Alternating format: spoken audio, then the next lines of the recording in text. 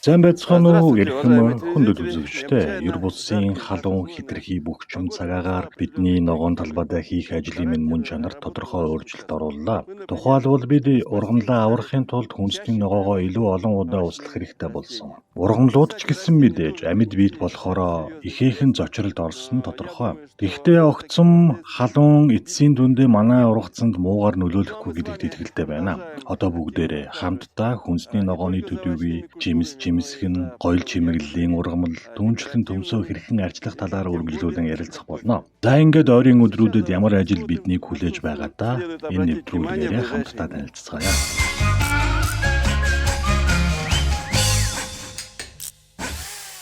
В саду прежде всего обратим внимание на наши яблони, то есть полкультуры. Юуны өмнө бид алюминий мод буюу давжаа алим болон аранитка алюмнуудаа анхаарлаа хандуулах болно. Учир нь жимснүүд нь зугуугаад гараад ирсэн байна. Өмнө нь бүгдээрээ алюминий модны авгалдаанаас хамгаалах эхний удаагийн ариутгалыг хийсэн. Ойрын хугацаанд дахин нэг удаа ариутгал устгал хийх хэрэгтэй болно. Учир нь эрвээхэн өндөглөх цаг ойртож байна. Туршлагаас харахад хэрвээ бид 2 дахь удаагийн ариутгалыг хийхгүй бол ялангуяа хот орчмын жимсний талбайн 50 орчим хувийг гэмтээдэг.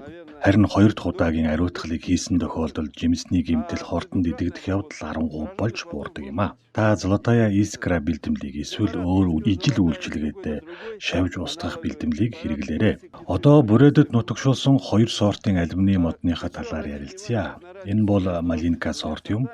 Хараараа витамин дээшээ ургадаг. Харин энэ бол Дубравинка сорт. Энэ жил иймэрхүү байдалтай байна лаа. Гайтай юм шиг Дубравинка сорт цэцэглэж байх үед энд хасах 5 хэм болж хүүтрээд хэрэг унчихсан. Тиймээс тоос хүртэж чадаагүй жимс нь ургах харгүй болсон доо. Энэ жилийн хувьд бол амархаас өөр сонголтгүй боллоо. Нэг ишнээс 2 сортын мод ургуулсан болохоор алюминий модны нэг тал нь амархаар болж байгаа хэрэг юм а. Харин Малинка сорт энэ байна. Цэцэглэж байхад нь хүүтрээгүй ч гэсэн хотын талбайтай харьцуулахад жимс нь бага гарсан. Энэ жил цагаагаар огцом хүүтэрснээс болоод авах ургацанд нэлээд сөрөг нөлөө үзүүлэхээр боллоо. Яст жимснүүд болох шавуух энтор гүйлс төдийгүй голдоо үрт жимснүүд болох давжаалим, арнеткад сөрөг нөлөөгөө үзүүлж байна.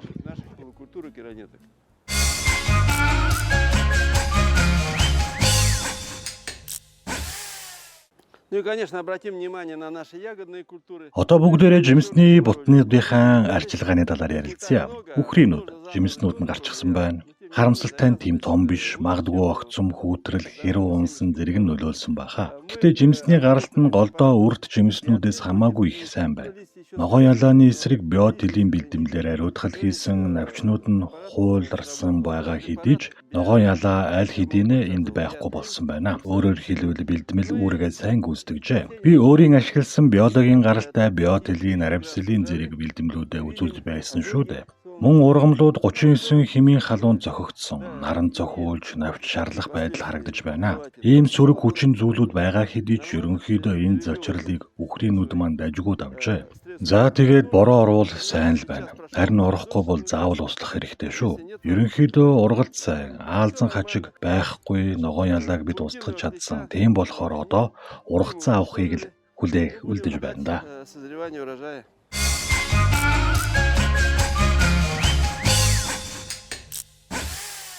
Ну а вот так выглядит другой вид смородины, смородина красная. Харин энэ бол өөр үхрийн нүдний сорт. Челябинский бликан гэдэг улаан үхрийнүүд.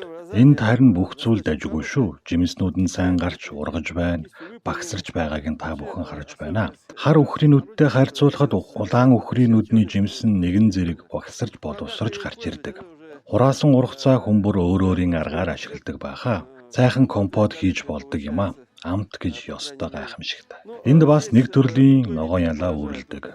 Улаан толгойд гэдэг энэ нөхрийг би биотилийн бэлтгэлээр устгаж ариутгал хийсэн л дээ. Одоо та бүхэн хараарай. Навчин дээр ийм улаан толб үүссэн ч навчаа эргүүлээд харвал ногоон ялаа байхгүй байгаа биз дээ. Энэ нь ариутгал устгал үр дүнгээ өгсөн гэсэн үг ээ. Ногоон ялааны дайралтын дараагаас бут маань бүрэн сэргэж байна. Жимс сайн гарсан байна. Бидэнд зөвхөн одоо боловсрохыг нь хүлээх үлдсэн. Мөн аалзан хачиг дарахсан эсхийг нь хараарай. Гэхдээ ийм бүрхэг цаг агаарт аалзан хачигнаас бол айх хэрэггүй. Поражения данного не будет.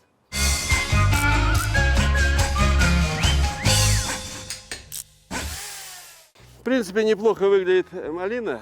Значит, За бөөрөлзгөнч гэсэн тунд ажгүй харагдаж байна. Халуун цагаагаарын нэг давуу тал нь аалзан хажиг энэ үед дарахдаггүй юм аа. Уг нь бөөрөлзгөн энэ хажигыг хамгийн түрүүнд өөртөө татдаг. Гэхдээ зунд өнгөж эхлэж байгаа болохоор анхааралтай ажиглаж байгаарай. Ямар ч тохиолдолд хажигны эсрэг бэлдмэлтэй байх нь зүйтэй шүү. Харамсалтай нь жимс боловсрч эхлэх үед бид бэлдмэл хэрэглэх боломжгүй болно доо. Одоо бөөрөлзгөн маань цэцэглэж байна. Жимснүүд нь ч гэсэн гарчсан байгаа биз дээ. Навчнууд нь ногоон аалзан хачигнаас үүдэлтэй гэмтлийг бол би харахгүй байна. Тийм болохоор одоохондоо хэвэн байна гэж үнэлье. Ягаан толбыг та бүхэн санаж байгаа байх. Ихийг нь гэмтээдэг, холцсыг нь хагалдаг өвчлөл. Тиймээс өмнө нь ашигласан бэлдэмлээрээ дахин нэг удаа ариутгал устгал хийгээд үзээрэй. Энэ удаад цэцэг навчийг нь орхиод зөвхөн доод ёроол хэсгийг нь ариутгаарай. Энэ өвчнөөс бүрэн ангижрах хэцүү. Тиймээс цаг тухайд нь л тэмцэх хэрэгтэй байдаг юм аа. За энд мандлаас хальж гарсан бөөрөлзгөн байна. Бид өмнө нь нэг удаа цэвэрлэн авч байсныг та бүхэн санаж байгаа баха.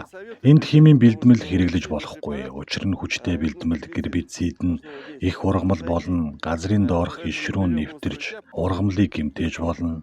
Тиймээс хурц царигаар ухаад л авч. Хэрвээ та өөрөө хүсвэл эсвэл сорт нь сайн бол цөөн хідэн ургамлыг үржүүлэхээр мандлынхаа гадаа үлдээж болно. Бөөрөлзгөн нь үхрийн нүднээс ялгаатай илүү их услага шаарддаг. Тиймээс одоо услах тоогоо нэмэгдүүлэх хэрэгтэй шүү. 7 хоногт ядаж 2 удаа ахиухан услахыг зөвлөж байна. советую поливать обильно 2 раза в неделю.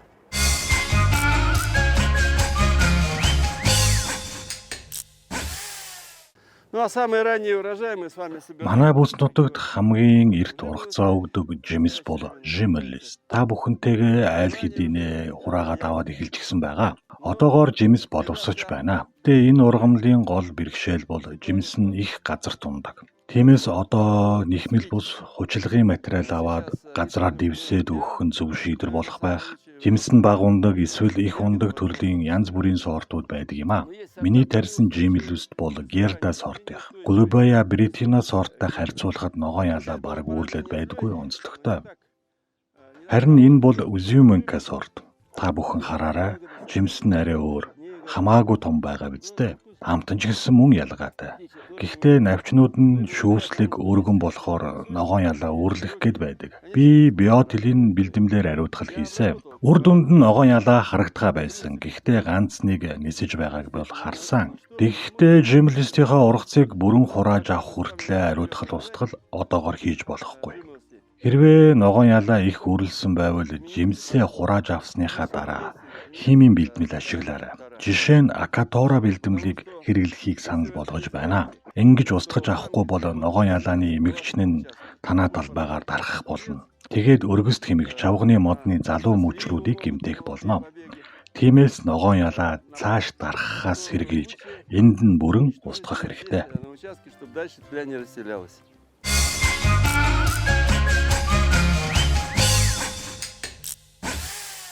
Ну, конечно, особого ухода требует овощные Мэдээж культуры. хүнсний ногоонуудаа онцгойлон анхаарч арчлах хэрэгтэй үе шүү дээ.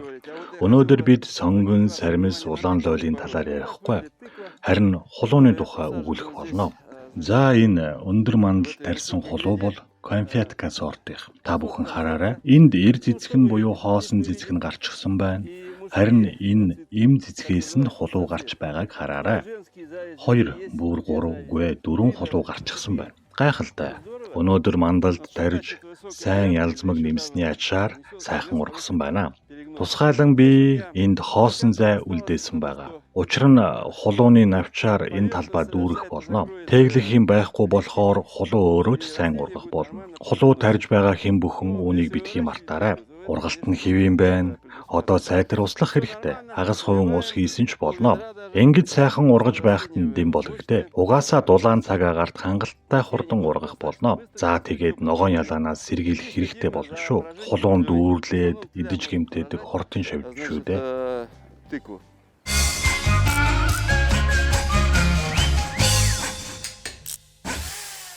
Неплохо выглядит. Бочок буюу хургангуа мөн л муугүй харагдаж байна. 3 өөр сорт гибридүүр ургаж байгаа. Өнгөх хэлбэр болт зэрэг нь өөр сортууд байгаамаа. Мөн цүкинийг өвөл хадгалж хүнсэндээ хэрэглэхээр ургуулж байна. За бараг 3 дугаар сарын 1 хүртэл хэрэгжилчих байхаа.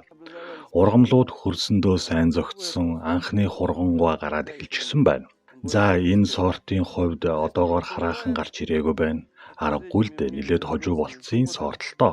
Энд бас одоогоор тохируулан услаж өгөөд ногоон ёлооноос хамгаалах хэрэгтэй болно. Мөн тийм. Сайн хараарай, хургангуй нь өөрөө бутлаг хэлбэрийн ургамал одоогоор өндөр ургаагүй байна. Тийм болохоор нэг зүйлийн зөвлөгөө өгье. Бутлаг ургамал болохоор хургангуйны бутан дээшээ ургах болно. Тиймээс энэ чөлөөтэй зайд нь том укропын сортыг тариалсан байгаа. Үндсэн хургангуйны ургалтанд бол саад болохгүй. Тиймээс энэ хоосон чөлөөтэй зайд нь өөр төрлийн ургамал буюу укроп тариалсан юм а.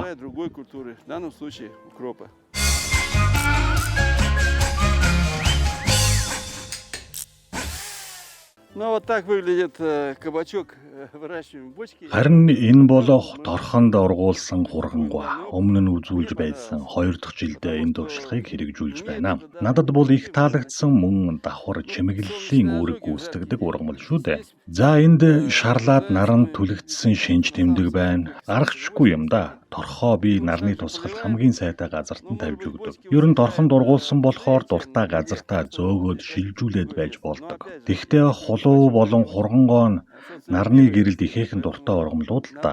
Тиймээс энд нь үлдээхээр шийдэд байна. Эхний 2 бүр 3 кабачок аль хэдийнэ гараад ирсэн байна. Одоогоор ургалт нь хэвийн, услаагаа даслаж болохгүй. Торхонд хөрс илүү хурдан хатдаг болохоор ойрхон услах хэрэгтэй болно. Ерөнхийдөө арчилгаа нь бусад ургамлуудтайгаа адилхан. Ногоон ёлооны дархалтыг хинж байх хэрэгтэй. Мөн зэрлэг ургасан байгаа хэсгийг нь анхаараарай. Их шигүү ургадаг ургамал болохоор гэрэл нэвтрэхгүй. Тиймээс зэрлэг бараг ургах нөхцөл бүрдэхгүй байх шүү. За хургангуйг торхонд ургуулах ийм сонирхолтой бас үр дүнтэй аргын талаар би та бүхэндээ ярьж өглөө.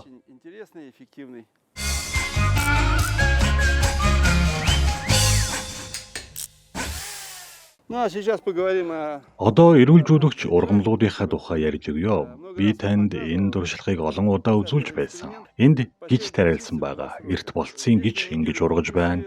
Аль хэдийнэ цэцгэлээд эхэлсэн.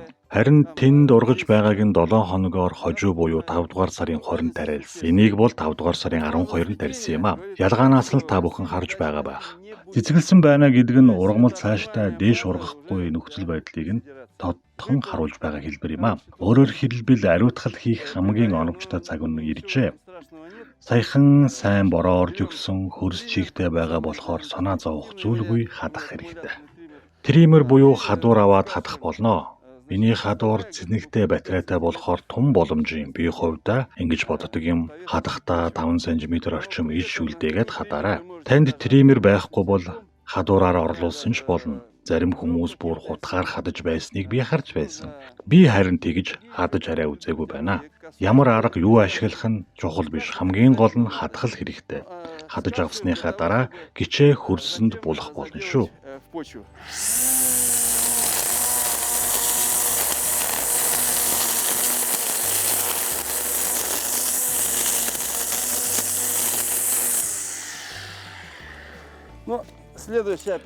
За ингээд хадаж авсныхаа дараа шууд булах хэрэггүй. Ургамлаа жаахан наранд хатаагаад чигээ алдаад ирэхээр нь булах болно. Булах аргыг надаар заалгаад байлгүй та бүхэн чадах байх. Бүгдд нь хүрд байгаа шүү дээ. Уламжлал ёсороо 6 дугаар сарын сүүлд 7 дугаар сарын ихээр гिच цэцгэлдэг. Тэр үед нь бид хадаж хөрсөнд булах ажиллагааг хийдэг юм а. 8 дугаар сард дахин хөрсөө хутгаад гिचийнхээ үлдэгдлийг тараагаад өгөх болно. За тэгээд намар гिच бүрэн задарч хөрсөнд шингэдэг. Ингэж хөрсөнд ариутгал хийж эрүүлжүүлэх аргын давуу талыг би өмнө та бүхэндээ олонтоо тайлбарласан.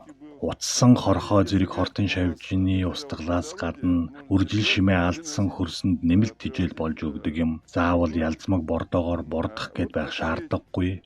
Зүгээр л үрэн хямд гिच тариалаад ургасан хойно нь хөрсөндөө л болж. Энэ нь органик бордоо юм шүү дээ. Тиймээс энэ аргыг органик бордоо орлуулагч гэж нэрлэдэг юм да.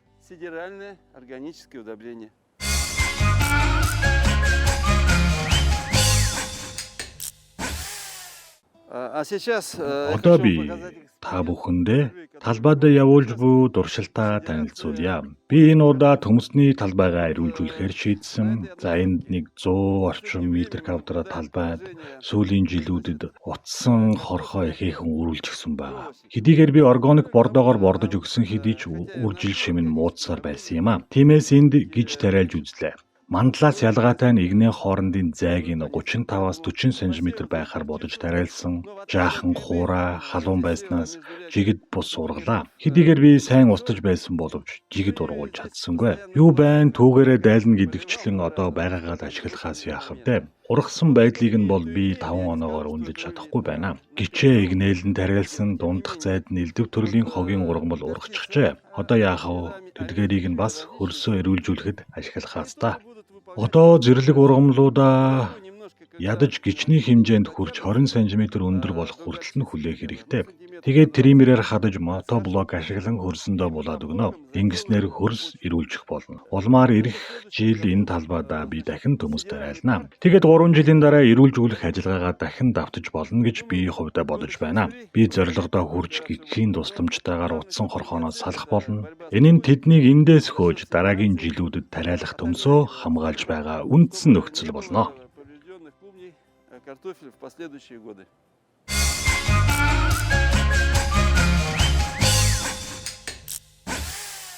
Ну и, конечно же, уважаемые Эрхэм хүндэт үзэгчдээ төмснийхээ тухай ярих цаг нь ирлээ. Төмсөө илүү идэвхтэй сайн арчлах цаг нь ч ирээд байна. Манай талбай төмс ингэж ургаж байна. Энэ жил нийт 34 сортын төмс ургуулж байгаа. Түүнээс 13 шинэ Оросын селекцийг, 9-ийг нь Москвагийн бүх Оросын төмс судлалын хүрээлэнгээс өгсөн сортууд байгаа. Тус хүрээлэнгийн 5 игнээ энд харагдаж байна. Энэ бол Восторг сорт. Бүх сортуудаас илүү сайн ургасан байгаа харагдаж байна. Би 3 дахь жилдээ судалж байгаа хэдий ч одоогоор тодорхой дүгнэлт хийж чадаагүй л байна. Миний бодлоор хавар бусдаасаа илүү хурдан ургаж томордог сорт бололтой.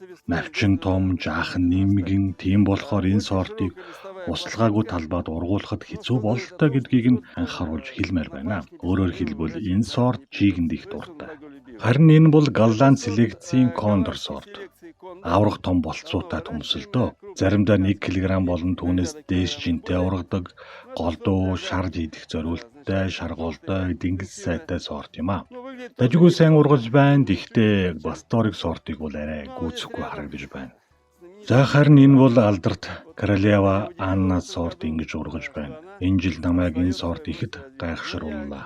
Хүмүүсээс асууж үзсэн. Бүгдд нь ижил асуудал тулгарсан байлээ. Хавар болсон үрийн төмс одоо хүртэл соёолоогүй хүмүүс ч байна. Тиймээс хүмүүсээ энэ сортын үрийн төмсийг соёолуулж цагаан юм ургасан хойно тариалах хэрэгтэй бололтой. Одоо хэдийгээр ургалт хөгжлөөрөө хоцорч байгаа боловч удахгүй бусдыгаа гүйцэх болно. Ихэнх сортын төмсөө би 9-р сарын 10-нд хурааж авах байх. Харин Королева Анна сортыг 9-р сарын 20-нд буюу хамгийн сүүлд нь хурааж авна. Арчилгааны хувьд энд ургаж байгаа төмсөө аврахын тулд би шүшүүр тавиад услага хийж өгсөн. Халуун өдрүүдэд их хэрэгтэй юм байлээ.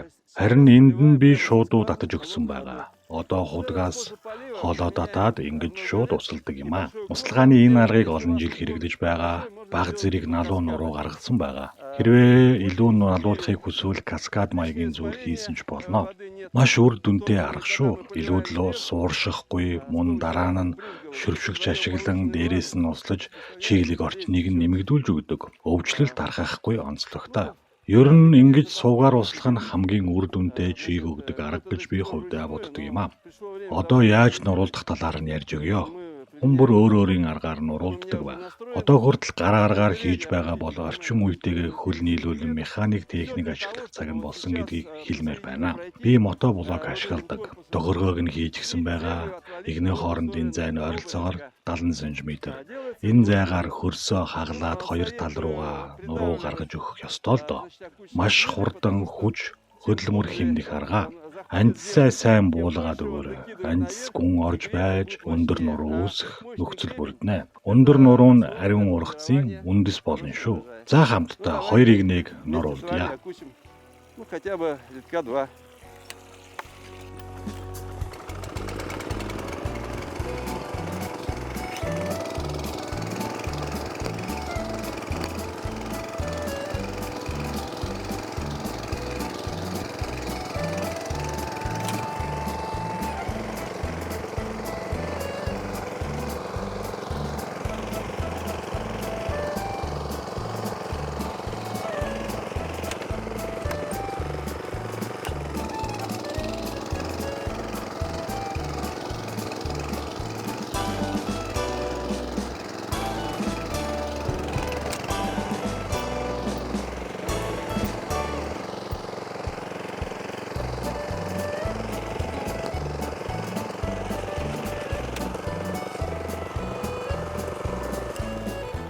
Но обратите внимание на скорость окучивания. Если бы это делал тяпкой, сколько бы времени... За ингэж нуруу гаргаад игнээлэхэд зарцуулсан хугацааг тооцоорой. Хэрвээ би энгийн гапуугаар нуруу гаргаж игнээлсэн бол ямар хугацаа зарцуулах байсан бол мотоблокоор нуруулцсан хойно харин гапуугаар засаж болно. Зэрлэг ургамлуудаас ангижирч байгаа арга л да. Хөрснөөс ил гаргачихаар хогийн ургамал айжимдаа үхэх болно. Хөрсөнд үлдсэнийг нь бол гараараа төгөөд авчихаарай. Хогийн ургамал үхэх хүртэл нь хүлээж байгаа дараагаар нь устж өгөх болно. Мөн энд нэг зүйл сануулж хэлэхэд төмөсний талбай ойтой ойрхон бол 3 төрлийн хортын шавжинд нэрвэгдэх гээд байдаг онцлогтой. Тарвахтайн орионд ийм байдлыг хийхэн ажиглагддаг.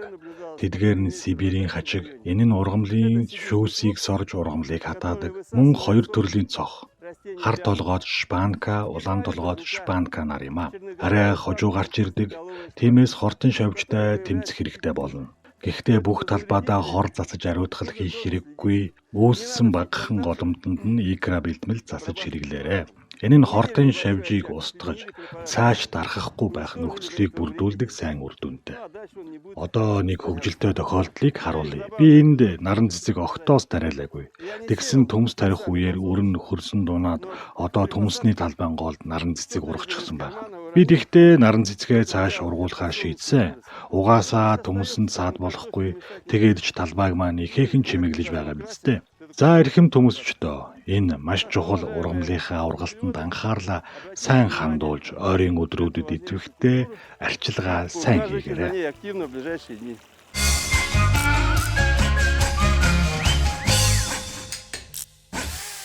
Ну, для сравнения, посмотрите, как выглядит картофель, который мы выращиваем. За та бүхэн харьцуулаад хараарай.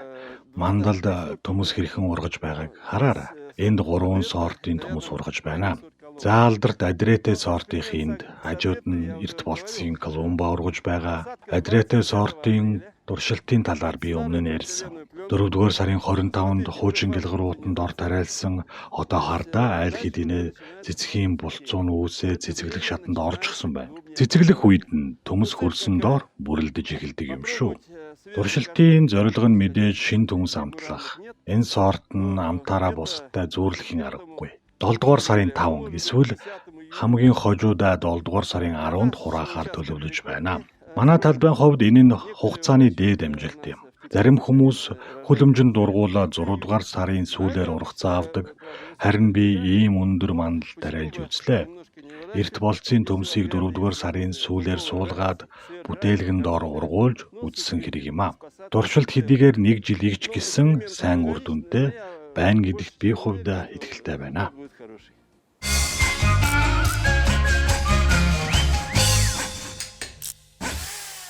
Ну, не забываем ухаживать за нашими Мөн декоративными. гоёл чимэглэлийн ургамлуудаа бас арчилахаа битгий мартаарай. Клешевина ингэж харагдаж байна. Чулуу мандалд жилд нэгийг тариалдаг юм а. Суулгахын өмнө бүтэн хувин ялзмаг хийж өгсөн. Тэгэхээр ургамал сайн ургадаг. Арчилгаа нь маш энгийн. Доод навчуудыг нь хайж аваад тайрчих, мөн доод салаа мөчрүүдийг нь ч заавал авчгаарай.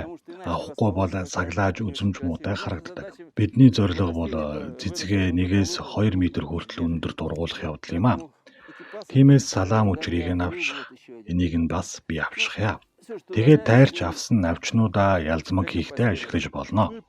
Мөн сайн услаад өгөөрэй. Клешевина цэцэг нь өвчин дустгүй, хортон шавж үүрлээд байдаггүй, маш үдсгэлэнтэй.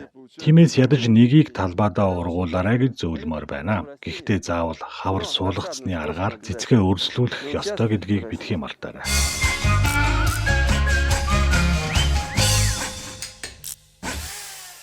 Ну и очень красивое растение на Манай талбайн бас нэгэн үдсгэлэнтэй ургамлыг одоо та бүхэндээ танилцуулъя.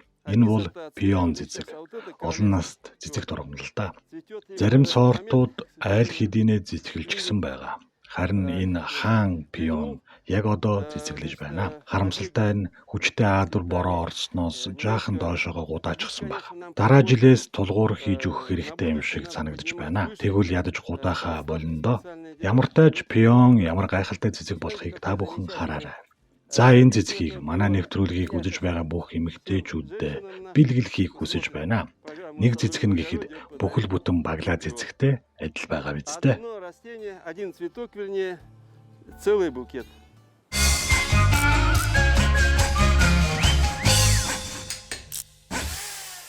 Ну и обязательно, конечно, Одоо бүгдээрээ хэрхэн ялцмаг буюу компост хийдэг аргатай танилцах болно. Өнгөрсөн жилийн ургамлын үлдэгдлээс бүрдсэн ялцмаг компост энд байна. Энэ жил жаахан ургамлын үлдэгдэл нэмсэн бөгөөд намар гэхэд энэ нь бэлэн органик болтоо болж хуврах юм. Одоохондоо бүрэн компост буюу ялцмаг болж хараахан хувраагүй байна. Магадгүй хагас компост гэж хэлж болохоор харагдаж байна. Голдуу өнгөрсөн жилийн төмөсний навч ишнүүд байгаа болохоор дараа төмөс ургуулахдаа ашиглах болно. Харин энд энэ жил хуримтлуулж байгаа ургамлын үлдэгдлүүд байна. Улаан лойлийн тайрсан навч, цөөлж, дасцсан иш, ногоон сонгоны, цэцгийн иш гээд цэвэр ургамлын үлдэгдэл хаягдал байгаа. За тэгээд 50 см өндөртэй болж хуримтлагдвал тусгай уусмал нэмэх хэрэгтэй болно. Дахин сануулхад би энд галтгооны үлдэгдэл огт нэмж өгөөгүй. За тэгээд бэлдмэл хэрэглээд дараагийн давхаргыг нь нэмэх хэрэгтэй болно. Одоо харуулъя. Сайн хөрс нэмж өгнө. Элсэрхэг биш, өөртөө бичил организм агуулсан хөрс байх ёстой. Ингэж тарааж цацсныхаа дараа хөх савлгаатай MMX бэлдэмлийг нэмж хийнэ. Энэ нь компост буюу ялцмаг хийхэд зориулагдсан байдаг юм. За тэгээд цэцэг услууртаа 200 мл буюу 1 цайны халбаг уусамлыг 10 литр усаар найруулан хэрэглэнэ. 1 литр бэлдэмлийг 5 удаа найруулан хэрэглэнэ гэсэн үг ээ. За ингэж найруулсан уусамлаа ирээдүйн компост ялцмаг руугаа хийж өгнө. И поливаем обильно. Уусмалд байгаа бичил организмууд хөрсөнд байгаа микроорганизмуудтай нийлээд ургамлын үлдэгдлийг түргэн хугацаанд задлах болно. Энэ нь экологийн цэвэр арга.